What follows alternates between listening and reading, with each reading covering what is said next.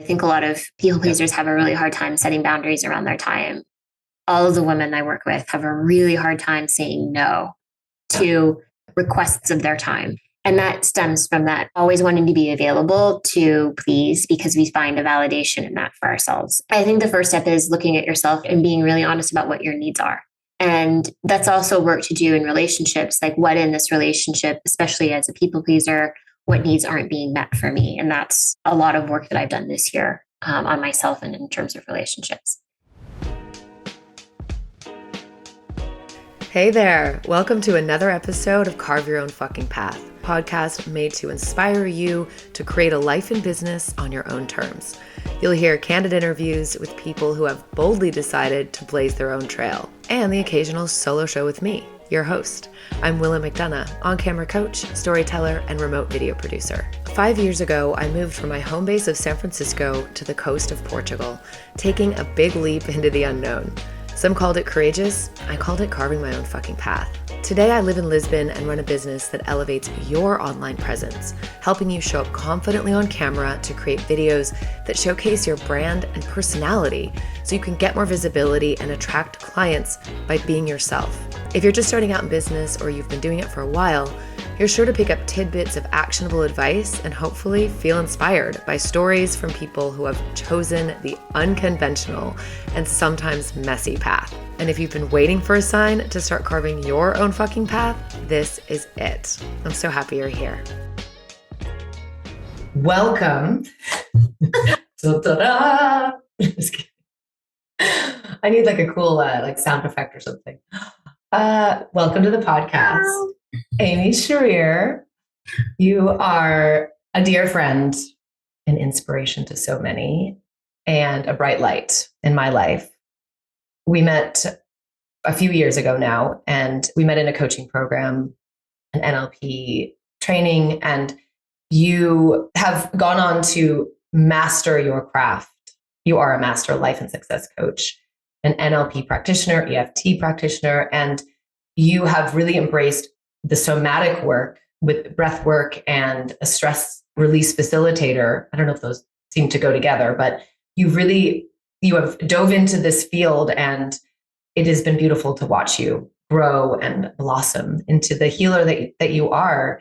And your focus has been on guiding women through midlife and helping them live more fulfilling lives, but helping them on a spiritual level, emotional level, energetic level, and transforming their lives from burnout to living with much more joy, let's say, and having fulfilling, relationships and careers. And you know this really well because you came from burnout. Yeah. So welcome. Thank you. Thank you so much for that introduction. I love you. I love you too.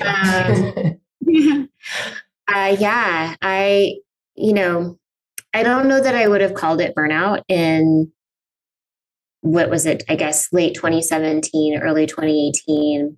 I just thought I hated my job. To be really honest.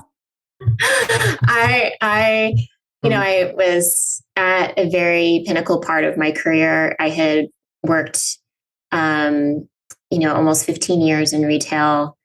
And, when I started in that industry, I was really gung ho and was all about like, okay, I'm going to make it to this position. I'm going to make it to the top. And I ended up being a VP of retail, which is essentially managing all of the stores for North America for a French brand. And at that time in 2018, I started to feel really disconnected with myself, feeling like I didn't really know exactly what I really truly wanted to do. Why did I feel so unfulfilled by this job that I had worked so hard to get for so many years? I felt very disconnected to my husband and to my friends. And I assumed that it had to do with my job because I was traveling all the time. I was flying coast to coast and flying into Canada. And I had great, oh my gosh, I actually miss my status on American Airlines a lot. But I then became very angry at the job, thinking that the job was really the reason why I felt so unfulfilled, because I was tired. And then I started to get physical symptoms of, actually it triggered some perimenopausal symptoms for me. And I also ended up having endometriosis, which got to a point of, it was so bad in end of 2018 that they were like, you're going to have a hysterectomy. And I was like, I don't want that. I don't want that. And my pattern of, self-care at that point was like going to get a facial and doing yoga. And I just hired a therapist in 2018 when I found out about the endometriosis. And, I just didn't know how to balance it all for myself. And I felt like I was showing up for my job and all of my relationships in a way that it was just a lot. Like I was giving like all parts of me. And so the self-care was really more about just being alone and like having somebody massage me or give me a facial. Right. Right. And I will interject. I mean, I didn't know you back then, but I know this time in your life is a big goal. I mean, you're living in New York City. You have the beautiful apartment, the big job. You're a total fashionista in that world. And on the outside, it was the vision or the kind of illustrating, I've made it. I'm successful. I have the status on the airline, and you're on the go all the time. People, you're wanted. Yeah. Right. And that feeling of, okay, I've made it. And again, 15 years is a really long time to have this goal. And it's like, on to the next, and then you just keep climbing. Can you describe a moment or the moment that you decided like, this is too much and I'm going to carve my own fucking path? Yeah. I'll never forget it. Actually, I was having a conversation with my boss, and I actually shared with him in that conversation that what he was requesting of me was beyond my scope of what I could actually handle in the moment, that it was an untenable request. And I was told to pull up my bootstraps, and that as an investor in the company, because we all own shares, right, that sometimes we needed to work, and do things that we didn't want to do. And I went home and I cried, because for me to say to somebody, I can't do that was very hard. Like I had never, of course, like there have been times when I've had to say that to other people, but to say that to the CEO of this company and to be said, and have never requested anything but prior to this, to be denied that and be told to work harder. I went home and I just had a meltdown. I just cried and cried and cried. And I remember my husband coming home and being like, oh my gosh, what happened? And I told him what happened, and I went to bed. And the next morning I woke up, I put my feet on the floor, and I turned around and looked at him and I said, I'm resigning today. The full body chills. Yeah. So I walked in. Wow. And I resigned. And I said, I'm not just resigning from this job. I'm resigning from retail. This is the end. I'm retiring from retail. This is the end for me. I have to figure something out. My gut is telling me that I want to be somewhere in wellness. I don't know what that is. I don't know what that looks like. I have zero plans. This is me starting to begin another part of my life. And so, yeah, a few months later, because they asked me to stay a few months because they were very surprised that I resigned. You're like, what? She's saying no? What? Saying, yeah, I guess she really meant what she said yesterday when she said she couldn't do it. Right. Yeah. I found myself with a lot of extra time because I didn't have a plan. And it took me like several months just to not feel like I always had to be somewhere or like doing something, or in this constant like frenetic state. My nervous system was completely shot. I would go from being really anxious to like just passing out on the couch in the middle of the day, falling asleep. so yeah, like and then I was very, very angry at my boss at the time, and just I blamed a lot of other people for me being in this place. Okay. And I've since realized that it actually comes from a lot of stuff that happened to me that I've been coping with for many, many decades, mostly starting as a child. So, yeah. Okay. That's very powerful. Like that you did that after this experience, okay, with being asked by your boss to do this thing. Also, and you did say this, you had this gut feeling about, okay, wellness, something's being, pulling you this direction. So it clearly was it was there for a while. It wasn't something that just like, this was almost like tipped you over the edge. And then you jumped, without a parachute, basically. Okay, diving in. Did you have when you envisioned the future, did you see any of this? It being a healer, nothing. Okay, that's incredible, because again, this is not that long ago. No. And you have embraced it like you've been doing this your whole life. And so that's very inspirational, because a lot of people, I think, can't picture it, and if they don't picture it, then I think it's just not possible, And so it is in that jumping without a plan that I think that's when you really get to discover, your strengths. So after that happened, the nervous system, did you have any understanding of your nervous system at that point? Could you even talk about it? No. Yeah. I didn't even know it was my nervous system. Right. I didn't even know that's what it was. I was just like, I knew it was stress, right? Like I knew I had been really stressed out.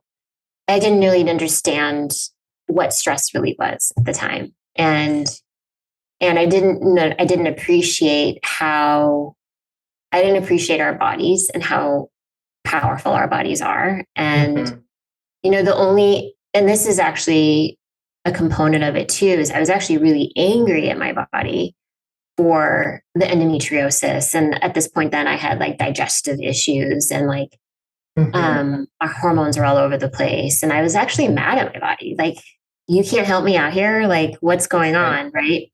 When the reality is that I had been ignoring a lot of truths for myself, for a very long time, not actually allowing myself to process emotion, being out of alignment with my own values, which can cause a big stressor for yourself. And like not being able to actually do anything about the stress. Like I was just sitting in the stress, and the stress was being held in my body. And I didn't know, other than like going to Soul Cycle like twice a day and, walking like 6 miles every day, that there was more to regulating my nervous system than just exercise. Right. And so I didn't know any of that at the time. Right. That's the thing. Stress is thrown around a lot, and it can look and show up in many different ways. So you're having these physical symptoms. Did you go into an MD and try to get something for it? Were they just giving you medication or putting you on certain things? No. I had a therapist. I still have the same therapist. Actually, she's, now that I'm very openly spiritual, I came out of the spiritual world.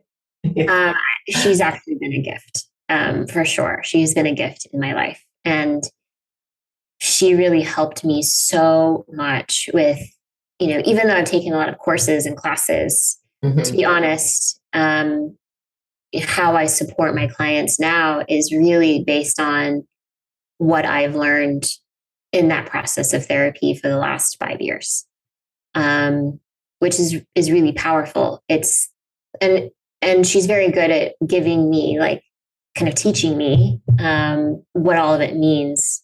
So we don't feel so, I don't know, A, like we're alone, B, like, what I'm like unusual for feeling this way, or like there's something wrong with me, actually this is what's happening in your body right now. Well, yeah, you felt that way because X, Y, Z, And I think sometimes it's helpful to have a space where we feel seen and heard and validated just through experience, like expressing how we feel. I actually think a lot of us, especially in Western society, don't give ourselves that opportunity. So therapy really helped me. And I was, I was all into like the wellness blogs and like reading Goop all of the time. Like, ooh, what's this adaptogen? I was into like, new branded like special meal plans like Sakara, and like learned about Sun Potion, learned about adaptogens. So I still drink mud water, which is like a coffee alternative with a bunch of adaptogens in it, which really does help to support your nervous system. It's all natural, like, herbs and everything. But no, I was never diagnosed with anything. I was never given any medication. What I really just needed to do was rest Go down. and talk about some stuff that I hadn't talked about my entire life, Mm-hmm. Right. So you grew up in not the easiest of scenarios. Could you talk a little bit about that and how that shows up, and kind of, you talked about some of the coping, what you did to sort of separate yourself, or I guess cope with it. But at the time you were not necessarily conscious of the connections. No, for sure not. Yeah. Yeah. So my parents, my amazing parents, I wouldn't have said that 5 years ago either. They were very young when they got married. They were in their early 20s and they had me, and they ended up divorcing when I was 2. And so my dad stayed in California. My mom moved to Arizona where all of her family was. And so much of my life was split between the two of them up until about the age of 13. My mother was a beautiful woman. And, I know now that there was a lot of trauma that she went through. She actually was born a blue baby. I don't know if you know what that is, but back when she was born in 1952, they didn't really know how to treat children that had heart problems. Okay. But because her heart had a hole in it, she actually was blue when she was born. She wasn't getting, I actually don't know specifically, but I know that her heart wasn't working properly. And so when she was 5, she was one of the first children in the United States to have open heart surgery. And I actually have the letters that my grandfather wrote to my great grandmother about my mom and her surgery. But there was this kind of this emotional feeling of like needing validation from men. And there were some situations that I got into with her where I felt really unsafe, just with her choices as a 25-year-old. Okay, let's be honest. At 25, I was super irresponsible. And to have a small child and be a single mom at that age, I can only imagine it was really challenging for her. And she never went to college. Like, money was really difficult for both of them. So much so that, like, as an adult, it's become really important for me to always have food in the refrigerator, because as a kid, you'd go into the refrigerator and there would be like, orange juice, and like nothing. Yeah. So yeah, it got to a point where I lived with my mom primarily and would spend holidays with my father out in California. He ended up remarrying when I was 5 and married a woman that really actually did the most damage for me as my stepmother. I don't really know if she was ever diagnosed as being bipolar, but it was very hard to be around her. And I think my challenges with safety as a kid really came from there not being as much presence with my father, and B, my stepmother, who was emotionally abusive to me at many times. My mother and I... Unpredictable sounding, like you didn't know what you were going to get. You didn't know what you were going to get. And that was really hard for me to understand, like, because my mother, even though she would get very distracted and, like, that song, Looking for Love in All the Wrong Places. Like that was probably my mom. God bless her. Yeah. Yeah. And, she was doing the best that she could at the time. She was always very affectionate with me. I never doubted that she loved me. I never doubted that, she provided me with what she could. And I'll come back to this later because there's a really powerful thing that happened when I started to learn somatics about expressions of love. So, yeah, what I've come to uncover through my therapy and through some of the courses I've taken is that from a very young age, probably about the age of 5, I actually have a very vivid memory of stepping into the role of an adult with my mom. And it was because I didn't feel safe with a choice that she had made and felt like I needed to be the parent at that point, which disrupted everything for the dynamic of us, right? My father was really focused on making money so he could pay the child support and support his wife. And so he wasn't that present. So what I've learned over time is that there are certain needs. And I don't know if your listeners know polyvagal theory, and I'm just starting to learn about it. But essentially for mammals, there are essential things that we need in order to feel safe. And it really comes down to a consistency in emotional and physical nurturance as a child.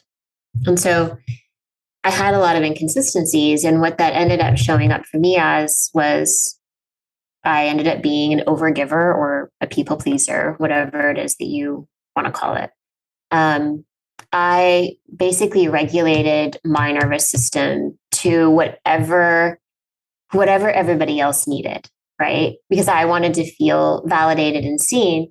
When I did that, people would be like, thank you. You're so wonderful. I love you. You're always here for me. Like, I appreciate you so much, right? And then that was like my reward for, being exactly what they needed in that moment. Disregarding like whatever emotions I was feeling or whatever I was sitting with at that time. Like just pushing it down, putting it someplace else.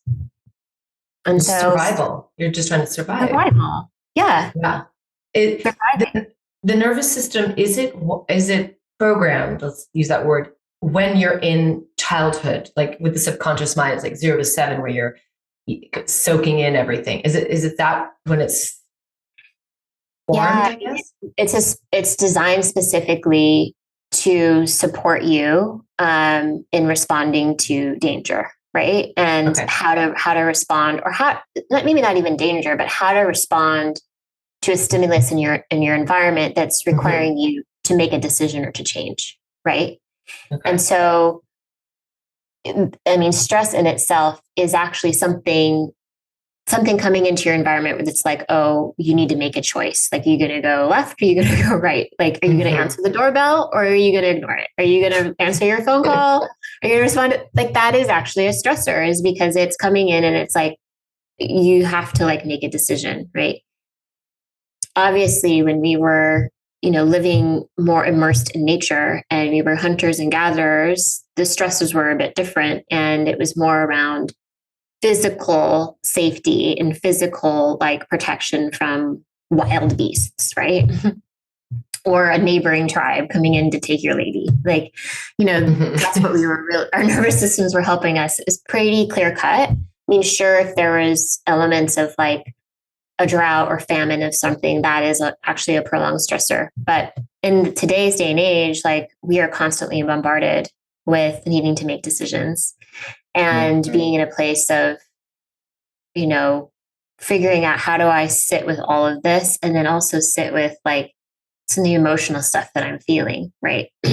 And we become like disconnected to, what our body really needs in those moments. So yeah, I mean, essentially we're all designed the same way with our nervous system response. Like, something comes in, there's a lot of, scientific things that happen in terms of like all the chemicals that come forward, bringing us into a place of like, do we run? Do we fight? Do we freeze? Do we fawn? And then after that, what happens? So really what's supposed to happen is we're activated with a stressor, and then we're supposed to actually mobilize it in some way, like get it out of our body. So that's why exercise usually feels so good for people that are experiencing a lot of stress, because it's a way for them to release some of the energy that's created from a stressor.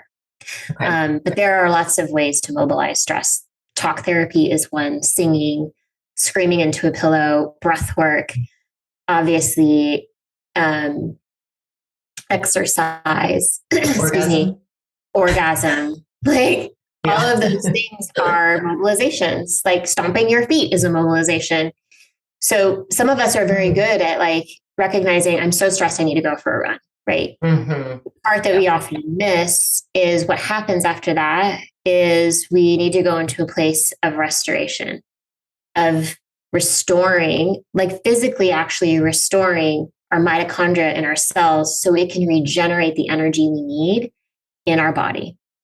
And so if you are very active and you're like, I'm stressed, I'm going to go for 2 SoulCycle rides, which is what I was doing, and you don't actually allow yourself to fully rest. And by full rest, I mean, you don't do anything. Like you're just either sleeping or you're laying in front of the fire and you're like, or on the beach if you're in Portugal, and you're not actually thinking or reading or texting or on your phone. Like you are in full rest. Yeah. And then after the rest, it's about sitting with, okay, what was that? Like, let me learn more about that stressor. Like, what is the feeling underneath it? What is the emotion behind it? Because that's, if we are in a feeling of like fight or flight or feeling like we're unsafe, and it's not a tiger charging at us, you know, what is it about that stressor that's creating this activation within us? And sometimes it's just, you know, it's you're about to give a speech, right? Like that is for many people a stressor, and coming out of it is like, okay, you know, like I feel like I've learned a lot from that. You know, how can I reframe this for myself? What would feel supportive for me, like in the future? So it's really about the physical and emotional aspects of it. So if you're doing only the physical mobilization, you're skipping the rest and you're not actually getting an understanding of the emotion, which emotion is just energy in motion. You're not actually completing the entire stress response cycle. You're only going or doing certain segments. So if you're only doing the emotional work, you're not actually mobilizing any of it, right? So it's fascinating. Fascinating. Yeah. So breath work, this is again something you are very good at. I mean, you're really, really, really good. And that would be, I'm just thinking of all the sessions. I'm like, it feels like a full cycle of the emotional, the physical. I don't know, would that be an example of something where you could have the full cycle and really move through some trauma? Okay. Yeah, I mean, for some breath work isn't the right mobilization, because sometimes breath can bring you back into a fight or flight. So if you have PTSD or high anxiety, sometimes breath work isn't the best mobilization. For most of us, we will find great release and great impact from doing a breathwork session. And to be honest, like for me, the reason I got into somatic work was because of breath work, because we were, what was in the middle of the pandemic, 2020.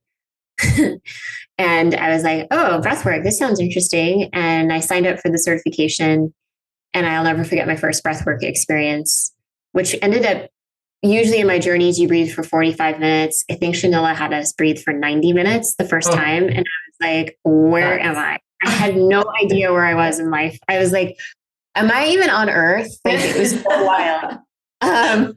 For people that have not done it, it is out of body. The most, I say it's the highest high you could get without drugs. Pretty much. Yeah, so. I mean, you actually release DMT.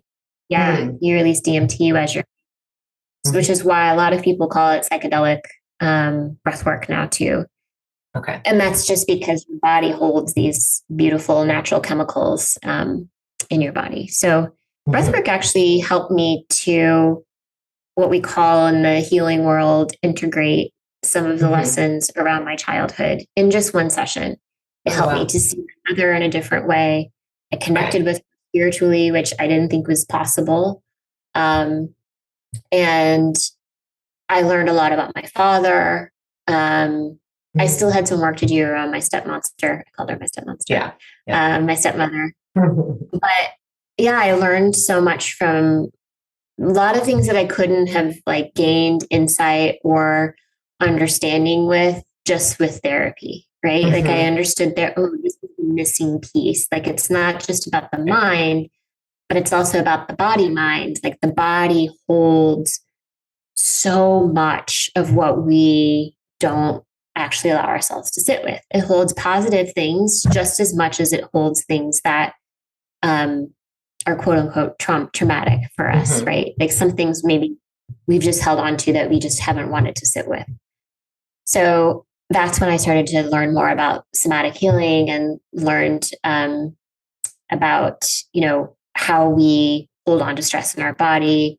The Body Keeps Score is an amazing book on this. If anyone's interested, it's pretty clinical, but it's actually fascinating work on. Yeah. And the man who wrote the book used to work with Vietnam veterans, and he learned so much working with them. Yeah. So yeah, I did a lot of that breath work and somatic work and started integrating it into my practice with my clients. And then I was like, really what I want to do is help people with regulating their nervous system and helping them to manage their stress, because throughout this whole portion of my journey in coming to where I am now in my business, I had to actually sit with myself and realize that the burnout didn't come from my job. Like, it was untenable. Yeah.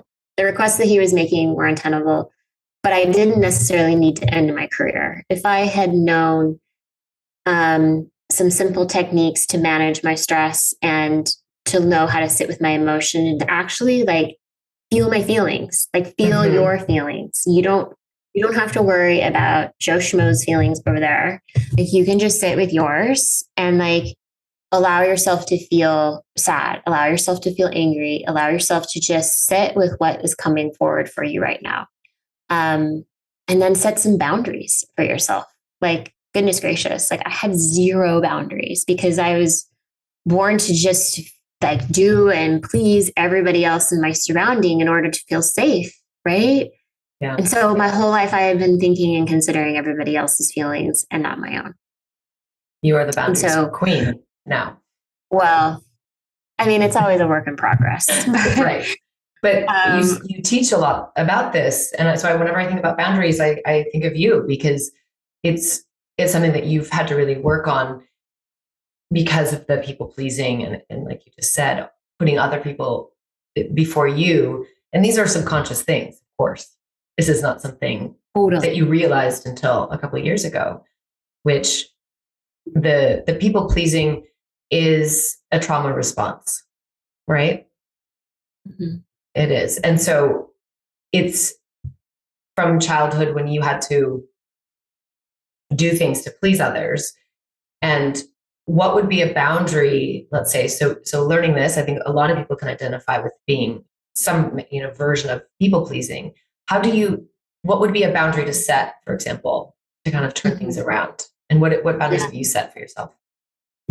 Well, honestly, before I jump into just making boundaries, I have sat with my own needs. Because honestly, if I'm just like, I'm going to set a boundary about, I don't want to talk about politics, which that's an easy one for me to set because I actually don't want to talk about politics. But like, let's talk about a more serious boundary for yourself, right? Where, you around your time, I think a lot of people pleasers have a really hard time setting boundaries around their time. All of the women I work with have a really hard time saying no to requests of their time. And that stems from that always wanting to be available to please because we find a validation in that for ourselves. And so I think the first step is looking at yourself and being really honest about what your needs are. And that's also work to do in relationships, like what in this relationship, especially as a people pleaser, what needs aren't being met for me. And that's a lot of work that I've done this year on myself and in terms of relationships.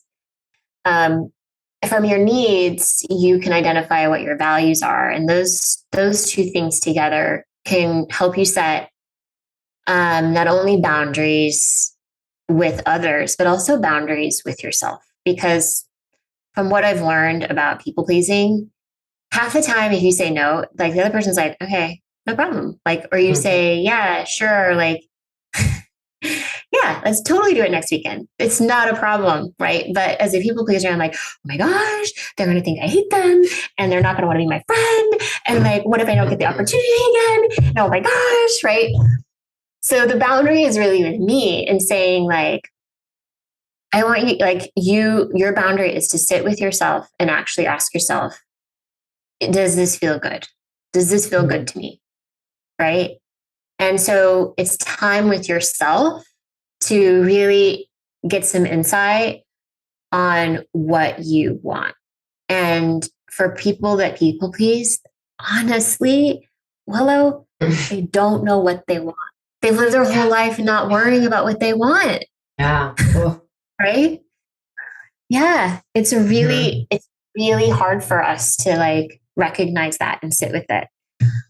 A lot of it comes from, doing emotional timeline work. So I use time techniques to release the top 5, and they're really, it's like such an epiphany when you learn about your emotions and like where a lot of this comes from, and you release a lot of energy from your past. And then really recognizing what your needs are. And then it's just like, it doesn't feel like you're saying no because you just feel like you have to say no because you have to make a boundary. It's more like, actually, my time today is about me, or my time today is about spending it with X, or, today, I'm going to say no today. However, I'd really enjoy having tea with you in a few weeks or whatever it might be, because you're doing it from a place that feels really centered in who you are. And it's not just about like, no, it's not just like I have to set boundaries for my time because I'm supposed to,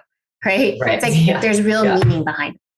And people pleasers are very sensitive. They're very, very sensitive. Many of them are empathic. Many of them have a real gift with being sensitive. And like many times I was told, oh, you're so sensitive. Like you're so feeling all the time. You're so sensitive. It's actually a gift, like to be that in tune with a room that you walk into or the shifts in like someone's energy. That's a gift. Like that is a beautiful gift that we have. And it also can get us in trouble sometimes. So it's about being able to set those boundaries with yourself, and whether they be physical, emotional, energetic boundaries that you create. And really it's unlearning the patterns of, what you felt you needed to do when you were young to be safe, and giving yourself that grace and compassion to that little person that made that decision. And like letting some of that move on from you. Since that point, you have been doing the best that you absolutely could to bring a sense of safety and like feeling of worthiness in many respects in your life. So it's not about going back and like beating yourself up. It's about giving yourself love and compassion that perhaps is what you really needed in that moment. Do you catch yourself a lot still having to either stop that pattern of people pleasing because it's so ingrained? Yeah. So, in the work that I do, we start with like learning about the nervous system and learning how to attune yourself. Just like you would, tune up an instrument, like your body is an instrument. So attuning to your body, reconnecting with your body. Oftentimes in trauma, you dissociate from your body. So learning to reconnect with it. And then we do some of the emotional work which then brings us into, learning your needs and your values. And then it's about now, because really at that point, you're like, I actually feel like I'm in relationship with myself in a way that I've never been. You know more about you, right? And then it's about how do I show up with other people now? Because I've been so like in my bubble of learning about me. How do I show up and be in relation to, say, my partner or my best friend or my mother or my daughter, right? And so here's the thing, like the last year and a half, I've been in that space of being me. And we're always evolving, right? But like being this version of me in relation to others while still maintaining this presence of me. And it really comes down to being really vulnerable, The V which word. it can feel a little scary for a lot of the big V word, right? And like starting to, because many times, like, as much as people pleasers are sensitive and are about giving, they have a really hard time being vulnerable with other people. And so it's like a protection. It's like a safety thing, right? And so I'm getting activated just talking about it. Even like allowing yourself to like break down that barrier takes time. And that's where I tend to really guide individuals to like take it slow. Like there's no rush in just being super vulnerable in front of people. Yeah.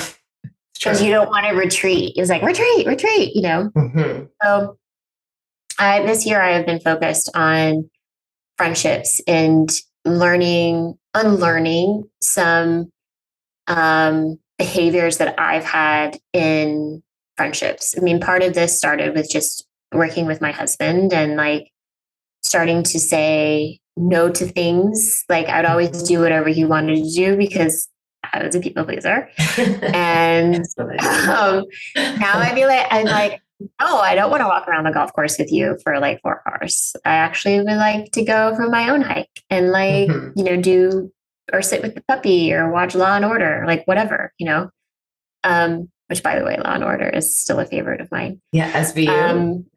That's the best. Totally SVU. Yeah. Okay. I know. I like the really old ones. Like season like 2 has some real beauty. Yeah. Such a good show. So anyway, like just yeah. And there's so many reruns. Like you can watch them like forever. Yeah. So working on my relationships has been about me being more honest about what I need in the relationship. And so, starting with the person that you trust the most, which in my case is my husband, and, telling him, giving him some insight into my history. He didn't know, because I didn't share this, but when I was 13, my mother actually abandoned me and left me. And he didn't know that. I never shared any of that with anybody about the real history, and giving him that insight was like, oh my God, everything makes so much sense now. Like now I understand. And him holding me accountable to being really honest about what I want to do in that moment. He'll be like, is that really what you want to do? Or are you just saying that because you think that's what I want to hear? Right. And sometimes you need a friend or a family member to help you with that. So he's helped me get to a place where I know that I can be honest about how I feel and honest about my needs, and he won't leave. Right. Because really my fear was abandoned at some point. So now it's about re-navigating friendships. And I learned recently I had to sit with this. This was like one of those shadow work moments where you realize, oh, yeah, I want all of my friendships to be this feeling of balance. However, in each friendship I've ever created, it's been about me showing up and offering myself in whatever capacity that other person needs, and never sharing about myself like I did with my husband, never talking about the deepest parts of me that are really vulnerable, not being honest about how I feel that day. Like, how are you today? I'm great. I'm fine. I'm good. No problem. Like 90% of the time I wasn't, right? Wow. Yeah. So I've had conversations recently and they've been really I'll just say expansive in the sense that stretched me beyond my comfort zone. And I've just had to say, listen, this is what I've recognized, that I've created this dynamic of me being like a mentor or a big sister or a leader in this relationship. And this is an invitation for us to shift the dynamic of this friendship into one in which it feels a bit more balanced. And it's not about me being your big sister. Yeah. And it's been very well received. Like sweating just talking about it. Oh, and, that's a lot. Yeah. And just even in any relationship, being really vulnerable, because that's what you're describing, is being so vulnerable. And regardless of the response, you're doing it anyway, at risking whatever outcome may happen. Yeah. So, and I'll tell you the reason, and this is why I'm really careful about pushing people into vulnerability, because it's because I felt safe in myself, finally, to say those things. It wasn't because, if the person was like, no, no one has said that, but no, I like this dynamic. Like, I want you guys to keep doing, but it's not about them saying no. It was about me not feeling safe. And I think there's a big difference between those two. And really, you can source that safety within yourself. And it really comes with connecting to your body.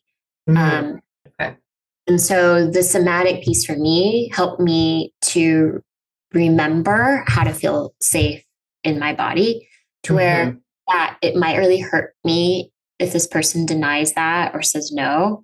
I know I'll be safe, and I know that I'll be okay.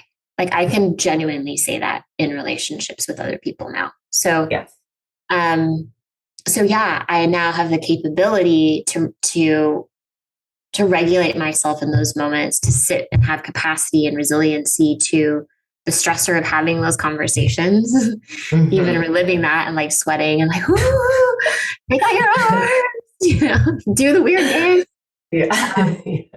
And be like, okay, like, you will still be safe. You'll still be here. You have you, right? Like, you have your back. You know who you are. You're doing this from a place of like authenticity and genuine love. And that's all that matters. Yeah, that's big. It's the safety within yourself, because there's so much, I think, put on the other person. This person doesn't make me feel that way.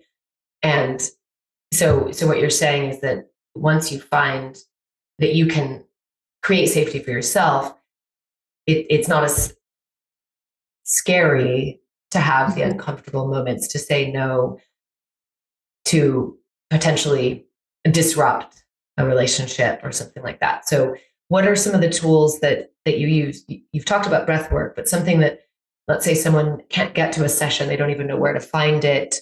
What are some other ways that you can regulate and feel safe? Yeah. It can be as simple as just taking 5 minutes and stepping away from, like, I step away from my desk because this is where like I'm really engaged with a lot of people, and just sitting with yourself and being like, hi feet. I know this sounds wild, but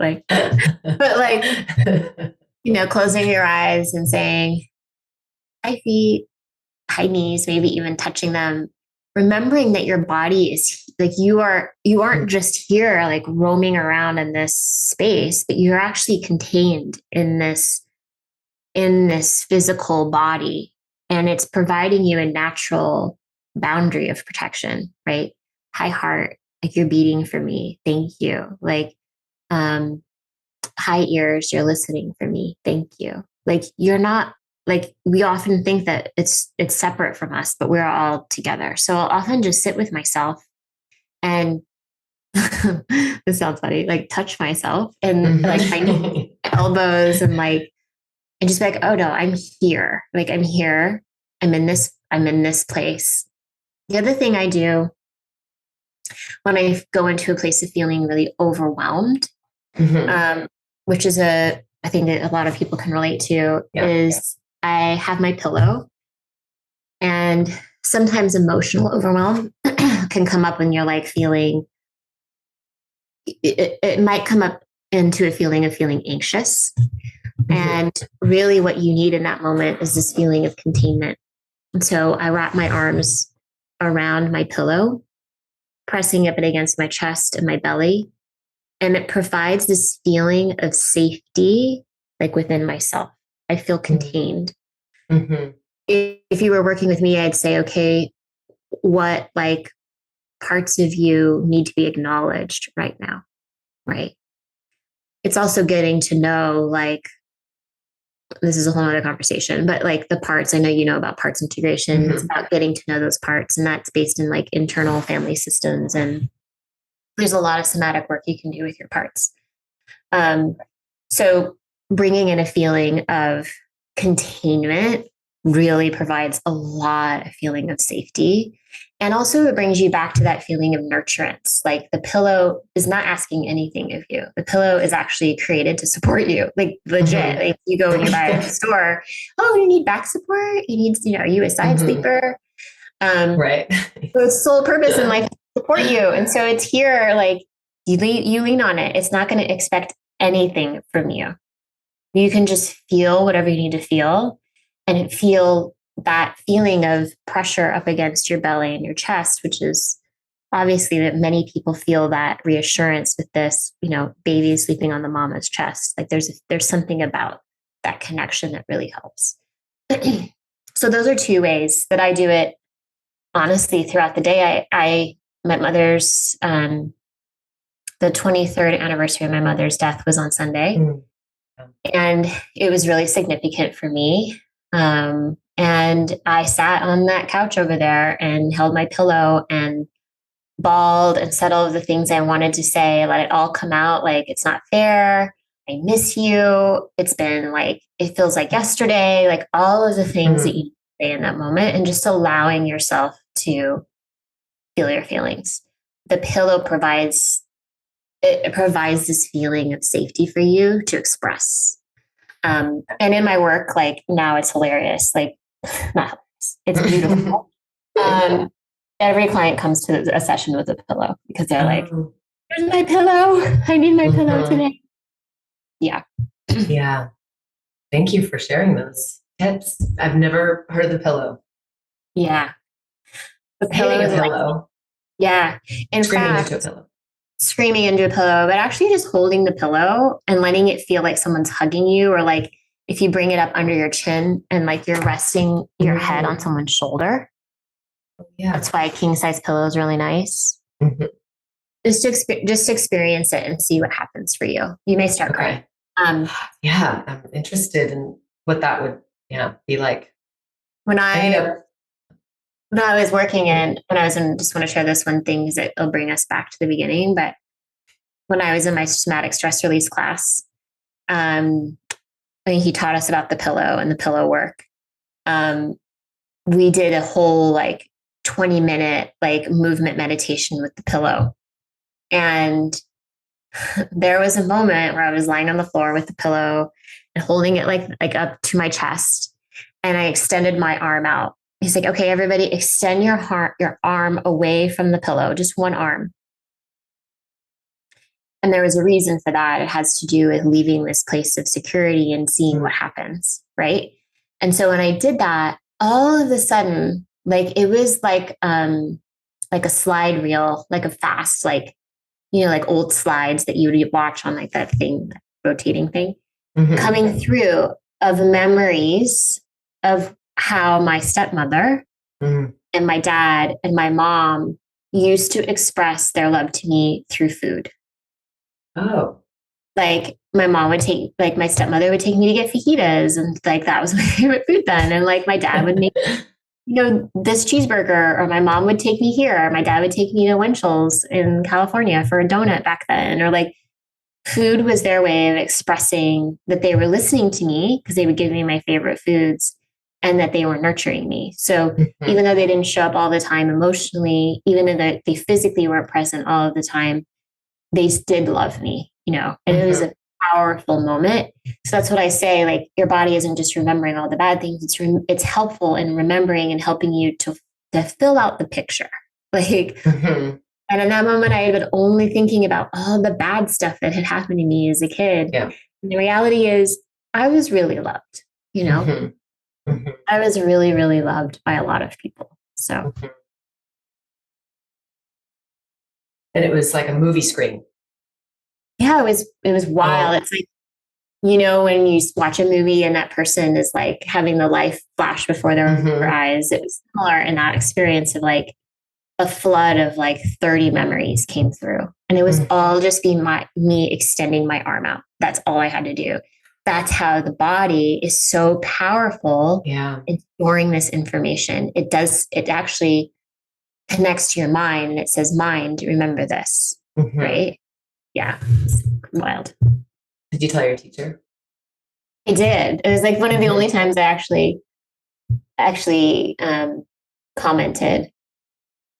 And he was like, I'm so happy that happened for you because he said so many of us focus on the absence of things, right?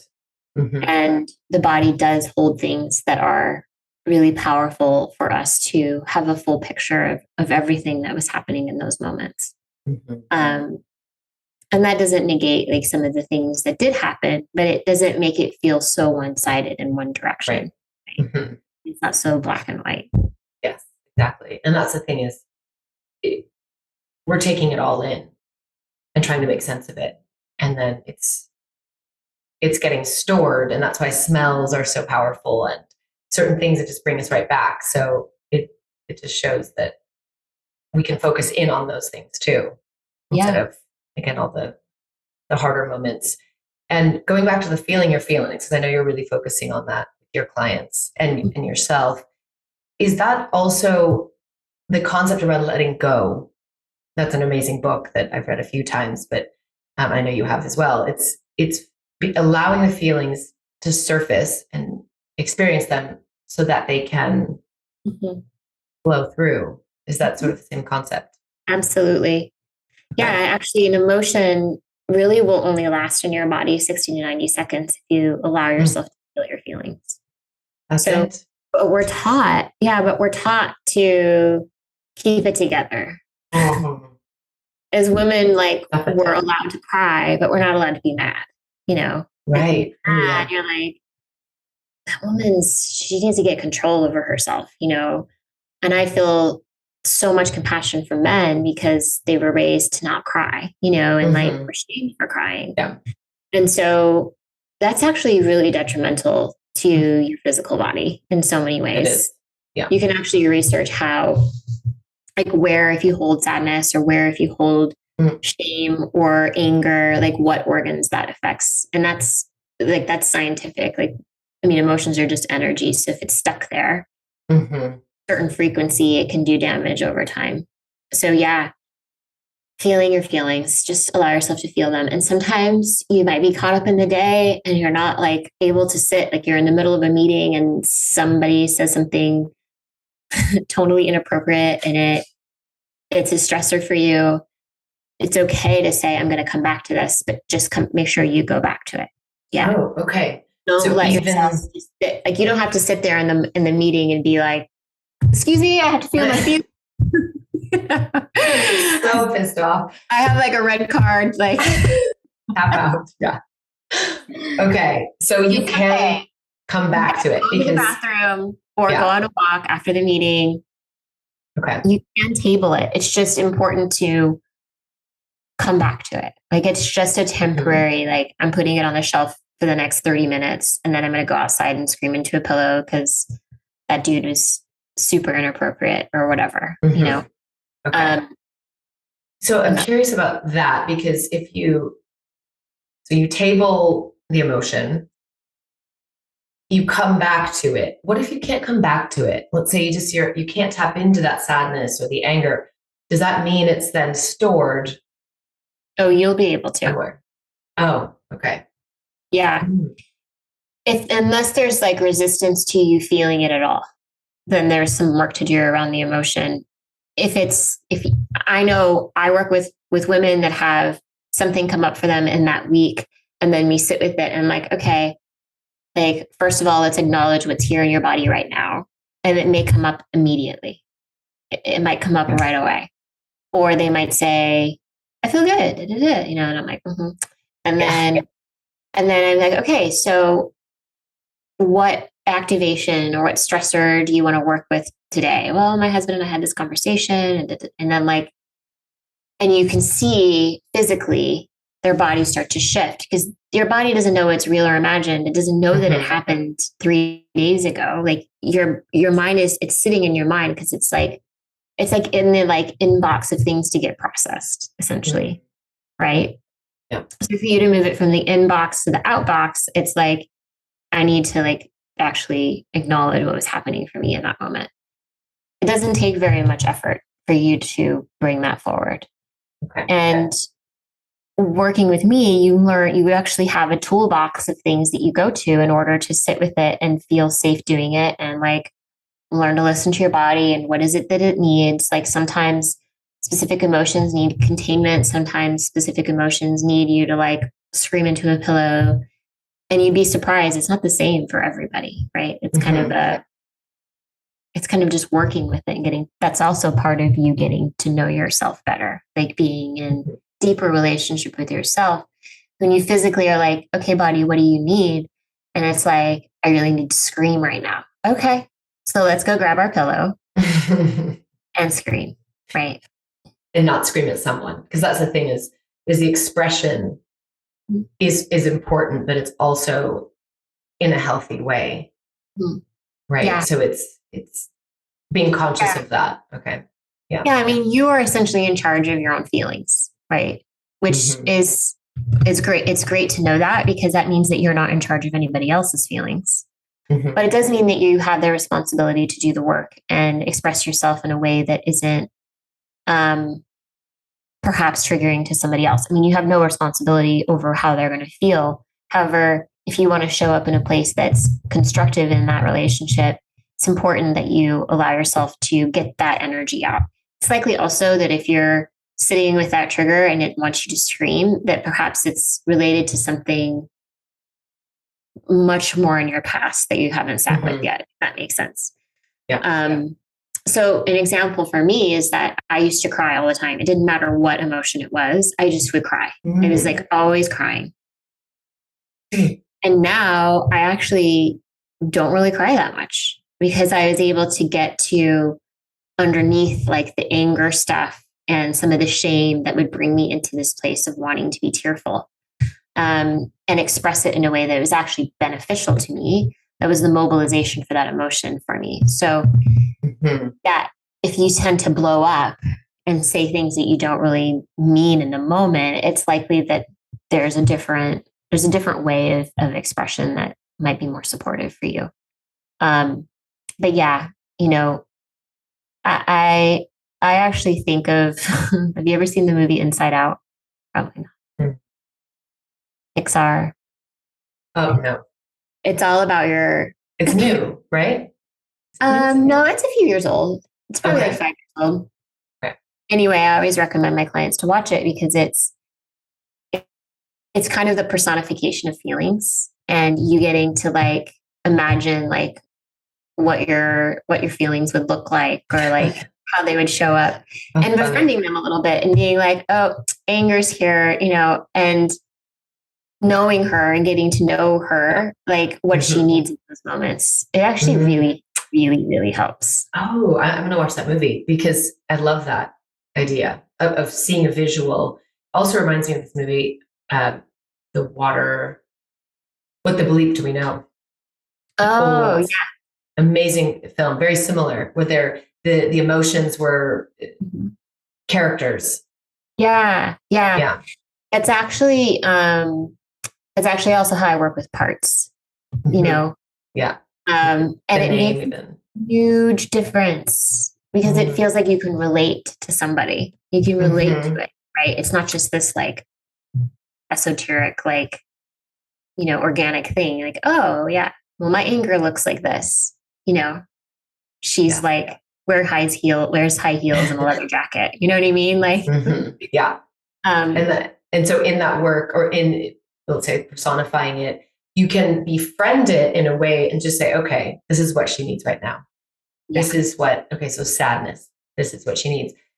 Instead of expressing it and potentially, damaging a relationship or blowing up. Because I also, again, from this book, The Letting Go, when you do express it, it doesn't really allow it to move through. It keeps it alive. And I thought that was really fascinating too. Mm-hmm. Yeah. Because it's more about mobilizing the energy around it and then like sitting with what's really happening right now for you. Okay. I have a client that I was working with earlier this week who is working on her dynamics and relationships, and she tends to say things that are hurtful because she's defending herself. And so she actually employs tapping in the moment. Mm-hmm. And is like, okay, I'm feeling judged right now, which is bringing me this feeling of being angry. And just like recognizing that it's what's happening isn't like really a threat to her in that moment. It's more about what she needs to unlearn and her getting to a place where she can like honor her feelings in that moment and also like bring herself to a place where she can express herself in a way that is more true and more aligned to how she really feels, right? Rather than being about defending herself and saying like things that she doesn't really mean, So being emotionally aware and like learning to regulate your nervous system is really what like relationships are all about. And I know we talked about this before we started recording, but we had a guest on that was like, oh, the best time to work on yourself is when you're in a relationship with someone else. And I can't agree more. Because it's good to do both, right? However, when you're in a relationship with someone else, you have to learn how to navigate who you are with somebody else's stuff too. Like we all have stuff. We all have stuff, right? And so it's like the 300 level of like emotional awareness for yourself and learning how to navigate in life. This is life-changing work, what you're doing with people. Thank you. It changed your life, obviously, and now you're helping so many people navigate their lives in this way. And what are some of the things you're offering right now? Because I know you have so many things that you have on offer. So if you could, I'll link your links, but some of the things that you're really excited about. Yeah. And I'm happy to give a free meditation to your listeners. Well, a grounding and centering meditation. So I actually only have 2 big things that I'm currently offering. The first is my 90-day healing program that I basically kind of explained earlier, but it's essentially what I would have wanted in 2017 had I known I needed it. Right. Still in the blame game of like, it's all about my job. So the 90-day healing program, we go through nervous system regulation, you getting, back in tune with your body, doing some emotional work, uncovering the root causes of a lot of your emotions and befriending them, allowing yourself to feel your feelings. Then we go into identity work, which is actually the needs and values, like who am I? A lot of that work is really powerful, especially coming out of the nervous system piece and the emotional work. We start to identify actually in those moments in my past, what I really needed was this. And that moves you into your boundaries and the boundaries that you want to set with yourself and for yourself. And then we go into relationship work because there's, like I said, you've done all this work on yourself. The reality is we can't get through life without being in a relationship with other people. There's just no way unless you're like on the moon. That sounds cool. That sounds very isolated. So I don't think you should do that. No. So the 90-day healing program is what I offer. I also offer mini retreats, which is a one-on-one 5-day immersion with me where we can focus on one specific area of your healing. It's great if you're a busy person and you only have a few weekends out of the month or a year or quarter or whatever to do some work. We go deep.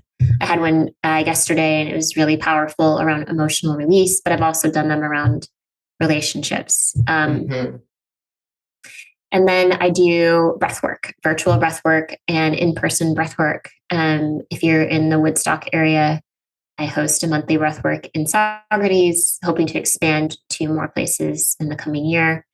And there'll be potentially a couple of other offerings starting in 2023. But yeah, you can find all of that on my website and access to it through Instagram. Great. The breathwork, again, I have to talk it up, and it's virtual. And I think it's incredible. And because breathwork, I've mainly done virtual, so I have to say it's just as powerful, if not more, in a way, to be virtual. You're in your own space, comfort of your home, and everything like that. So definitely recommend it. Okay.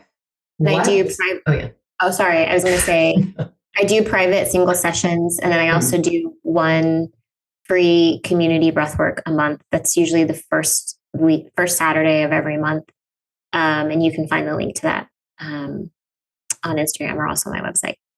Okay. And I do recommend your Instagram too for a lot of great content, a lot of reels, a lot of educational content around all of this stuff. So you're really killing it on IG. Thank you. Yes. Okay. So and I ask 2 questions at the end. Okay. And those are the only 2 questions I come up with. They're the same. They're the same. I mean, what are you most proud of up until right now? Yeah. I think I am the most proud of being in a place where I don't see my past as my enemy. That's big. I love the way you answered that. After all your achievements, like, who cares about that? It's peace with the past. Yeah. Peace with the past. And actually, I do feel at peace. I do feel at peace. And I think knowing your past and understanding yourself in your past is pivotal in feeling that peace. It's just, there's a lot of unresolved things you don't understand or questions that need to be answered or emotions that need to be expressed. And it doesn't have to be hard. It doesn't have to take a long time. Like, that's a mindset shift that I think many of us could start to make. Your path to healing doesn't have to feel like, 30 years of therapy, and being at peace with the past. So looking forward now, we've made peace with the past. What are you most looking forward to right now? Yeah, I'm really excited to experience myself in relationships with other people that are very fulfilling for me as well as they are for them, and also helping others to be in that place for themselves. Like, if we could all be in that place where we could be really honest and vulnerable with the most important people in our lives, I feel like the world would be very different. Transformational. Yeah. This feels like it's a whole new chapter for you. Yeah, it definitely does. It feels, I feel very, like I said, I feel very at peace, and it makes sense. Like, when you learn more about somatic work and nervous system work, you realize that the patterns are coming up, the patterns are repeating because it's unresolved. Doesn't mean you're broken. It just means that there's something that you need to go back to and reread. Yeah. Oh, yeah. Right. Yeah. So, yeah, I am excited to bring this feeling to more, individuals in the world that are ready for it, that are desiring it for themselves, and it all starts with just giving yourself the time and the space and the permission to, experience healing. And, you won't always need somebody to support you. Like I have a support team, an energetic support team to help me with shifting stuff, but you will learn in this practice what you need and what your needs are. And so that in itself is really powerful, to feel that embodiment of like, I'm here, I am safe, I am at peace. I know what I need, and I know how to ask for what I need. And I could not do that in 2018. I was a disaster. Yeah. Thank you. What are you the most excited about? Oh, you're turning it on me. Oh, I'm most excited about. Well, I have to say there's things coming up that I are saying, you need to heal this. You need to look at this. And so just hearing you say like making peace and really using the tools, because I may know the tools, I may have learned them, but am I really implementing them? Not as much. So I think putting that work at the forefront would be something, because I know that will make the biggest difference in all things and relationships and everything. So I would say that would be the, I could say other things, but if I'm really honest, like the real would be that kind of work, prioritizing it again, because it affects every area of life. And so I'm fortunate to know people like you and, and see before my eyes what is possible when you really put it into practice. Yeah. Yeah. And it's a lifelong process. For sure. And it's nice to have someone guiding you. Like it's nice to have someone giving you a third person perspective. And it's nice to have somebody that is just holding that space for you that perhaps you have not had. Right. Maybe in a long time or ever. And and holding you accountable to doing the work. It's easy when you're in a pattern of not doing it to be like, I don't need to do that. Right. I know that for sure. And there have been moments where people have been like, nope. And I'm like, ah! So I understand the reticence. I can relate to it, and I know what that feels like. So yeah, I think that's great. I mean, hey, most of us, it's not about necessarily having a ton of money or like having like, finding your soulmate. It's actually like, I just want to feel at peace. Like if I can find that within myself, imagine what my life could actually look like. And also, I wouldn't necessarily need to always be searching for something to fill that void, And that's a whole other podcast. Yeah. Filling the void. Yes. I was thinking of, the buffering, which I used to touch on that a lot, about the ways in which we avoid feeling. It's the opposite of feeling your feelings. It's how can I not feel them, push it off. And it shows up in many different ways, but it prolongs it. That's the thing. And then we get in that cycle of pushing. This was wonderful. We could keep talking on and on and on. I know. Thank you so much for welcoming me onto your podcast. And I'm so glad. It's been a long time coming, for sure. That brings us to the end of this episode. Thank you so much for being here. If you enjoy the show, please rate and review on Apple Podcasts. It makes a big difference for visibility. And even better, share this episode with a friend. And don't forget to subscribe so you never miss an episode every other Wednesday. If you're interested in working together to elevate your online presence, I'd love to hear from you. Reach out to me on Instagram at whereiswillow. I also hang out on LinkedIn, Willow McDonough. Until then, cheers to carving your own fucking path. I love you.